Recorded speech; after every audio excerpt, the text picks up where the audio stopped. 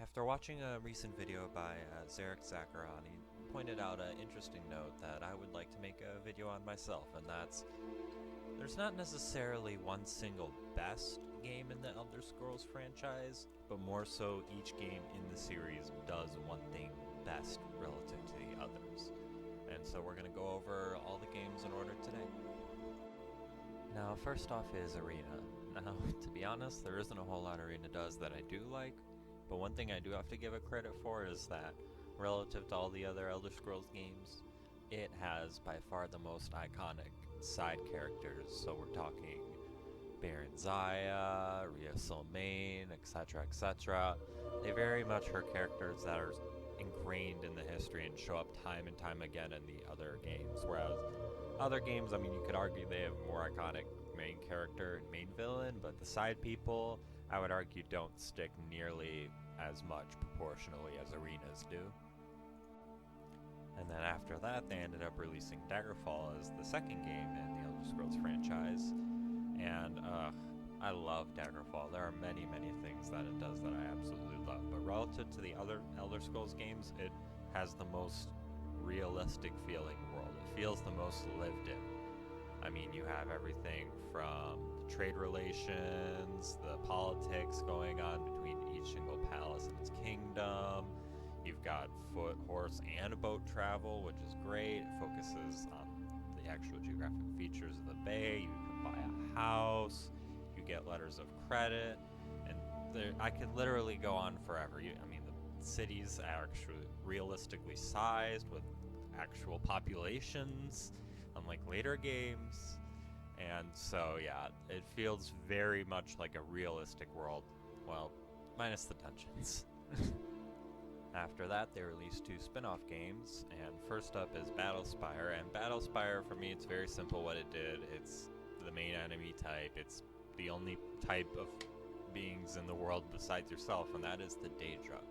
I love what they did with the Daedra in this game, and even to this day, a lot of the most interesting theories and lore about the Daedra are not necessarily best sourced from, Morrowind, Skyrim, Oblivion, etc., but rather we are going back to Battlespire, especially with, such cases as the Ideal Masters and more, being able to actually talk to them and interact with exclusively Daedra, really forced the team at Bethesda to sort of focus in on, expanding their lore and giving them more depth, other than just being sort of a slightly unique take on demons. Now they're an incredibly unique take, and it makes them far more engaging and interesting.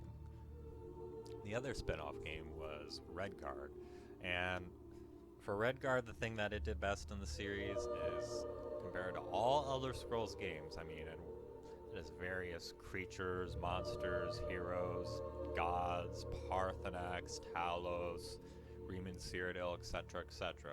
But of all characters to ever exist in the Elder Scrolls series, I genuinely have to say that Cyrus is by far my favorite. Everything from his impassioned speech when he talks about the prince taking his soul and putting it in the sword, to just even the beginning, and just everything about him, even the voice actor did an excellent performance. I very much love Cyrus, and I'd have to double check how long ago that was. I'm not sure if he's still alive, but if there's any way to bring him back in an Elder Scrolls game again, I would love to see him, and especially bring back the original voice actor, because he kicked ass with his performance. And then up next is my favorite Elder Scrolls game overall, and that is Morrowind.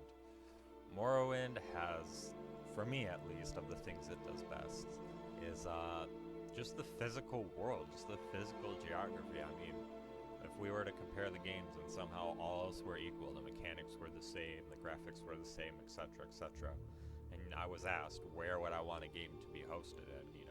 The mountains of Skyrim, the Bay of Iliac Bay, Cyrodiil, I would have to say Morrowind. I mean, it's just the landscape, the archaeology, all of it just feels so inspired and unique. It's really just genuinely fun to get lost and just run around and see the world in front of you.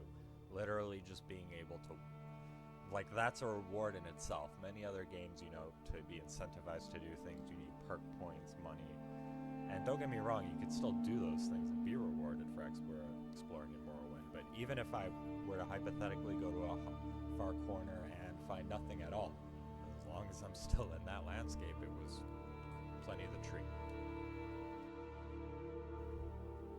Up next is Oblivion. Now, for all games in the Elder Scrolls series, Oblivion is the one where I feel I have the biggest disparity between my own opinion and the community average. The community average is pretty favorable on Oblivion.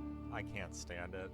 Outside of Arena, it's my least favorite game that Elder Scrolls has probably ever made, or that I've played at least, but I do have to give it credit that it had the most enjoyable combat for me. Now, that's not to say that its combat was perfect, but I genuinely, as much as I respect the merits of sticking to your tabletop origins in Morrowind, Arena, and Daggerfall to where you could swing through an enemy and miss, especially once they moved to a 3D format, that just felt so off-putting. It felt kind of just weird. I didn't like it. And so I appreciated that Oblivion went to that, but unlike Skyrim, Oblivion hadn't completely abandoned a lot of the basically validity into making and speccing into certain types of classes, certain stats and features and stuff like that. By the time Skyrim gets around, the perks and everything are so watered down that the combat doesn't feel unique and enjoyable. But if you go before Oblivion, yeah, you're going to have way more things that make it unique and enjoyable, way more stats and skills you can invest in, but you're swinging through enemies and not even hitting them half the time at the beginning of the game, and that just feels so wrong. It feels wrong, and Oblivion sort of struck a nice in between. I wish it hadn't. It still cut some of the complexity relative to Morrowind, and that's why I wish I hadn't done that. The Goldilocks zone would be Morrowind's level of complexity, but with the actual you hit the opponent when you swing at them, but I don't think we're ever going to get that from Bethesda. Up next is Skyrim. Now, relative to the other games, I have to describe Skyrim what it does best at as being the most polished Elder Scrolls game. Now, keep in mind, I'm saying polished Elder Scrolls game. I'm not saying polished game. This is Bethesda we are talking about here. But I definitely think relative to the other games, there's just a lot less wonkiness, a lot less glitchiness, relatively, of course. Everything feels a little bit more fleshed out proportionately. Of course, it's because the world is getting increasingly smaller with each game, but still. And just for any confusion, I'm not necessarily saying they're not. Being the most polished is not synonymous with being the most technologically advanced, in my opinion. So, for example, if we were to talk about the Halo series, yeah, Halo Infinite is the newest, but if I had to say most last but not least is the Elder Scrolls Online.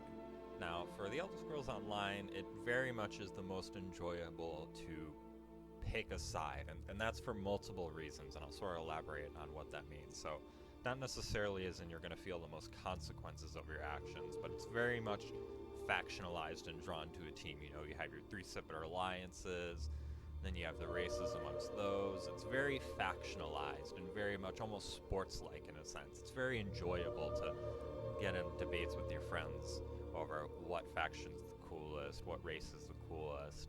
And don't get me wrong, you could still argue, like, you know, Stormcloaks or Imperials to an extent.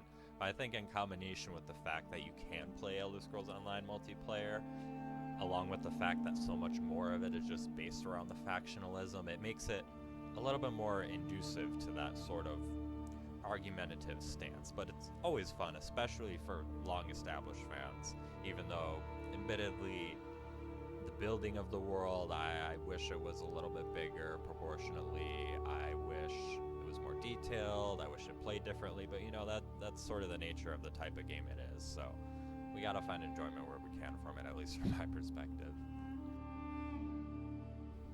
So, yeah, those are my thoughts on what each game in the Elder Scrolls franchise did best relative to the others. Let me know what you guys think. Let me know what you guys think that each game did best.